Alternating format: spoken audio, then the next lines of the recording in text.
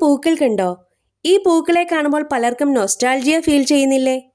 ഇതാണ് ഈസ്റ്ററിന്റെ വരവറിയിച്ചുകൊണ്ട് വിരിയുന്ന Easter lily പൂക്കൾ. ബൈബിളിൽ ഈ ചെടിയെക്കുറിച്ച് പ്രതിപാദിക്കുന്നുണ്ടത്രേ. യേശുദേവന്റെ ഉയർത്തെഴുന്നേൽപ്പുമായി ഈ ചെടിക്ക് ബന്ധമുണ്ടായിരിക്കാം. അതുകൊണ്ടാവാം ഇതിന് ഈസ്റ്റർ ലില്ലി എന്ന് പേര് വന്നത്. തന്നെയുമല്ല, ഈസ്റ്ററിനോടടുത്താണ് ഇത് വിരിയുന്നത്. പൂക്കളെല്ലാം കൂട്ടമായി വിരിഞ്ഞു നിൽക്കുന്നത് കാണാൻ നല്ല ഭംഗിയാണ്. ഉള്ളി പോലെയുള്ള കിഴങ്ങിൽ നിന്ന് കുഴല് പോലെ വരുന്ന തണ്ടുകളിലാണ് പൂവുണ്ടാകുന്നത്.